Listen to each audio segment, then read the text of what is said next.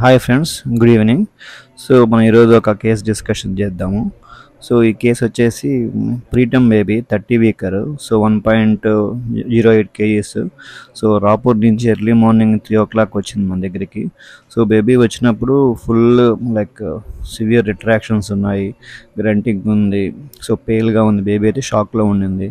So ఇమీడియట్గా బేబీని admit చేసాము, వాళ్ళకి రిస్క్ ఎక్స్ప్లెయిన్ చేసాము. సో బేబీకి ప్రీటమ్ కాబట్టి మనం సర్ఫెక్టెంట్ ఇచ్చుకోవాలి. సో అట్ ద టైంలో ఆ టైంకి మన దగ్గర సర్ఫెక్టెంట్ అవైలబిలిటీ లేదు. ఇమీడియట్గా మన బేబీని మనం సిప్యాప్ మీద పెట్టుకున్నాము. సో సిప్యాప్ మీద పెట్టి బేబీని మేనేజ్ చేసాము. సో నెక్స్ట్ డే వరకు బేబీ బాగానే ఉండింది. సో ఈవినింగ్ నుంచి బేబీ సాచురేషన్ డ్రాప్ అవ్వడము, రిట్రాక్షన్స్ ఇంక్రీజ్ అవ్వడం చూస్తున్నాము.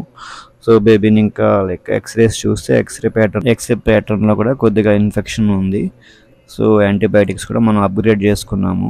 బేబీ షాక్లో ఉండింది, షాక్ మనం కరెక్ట్ చేసాము.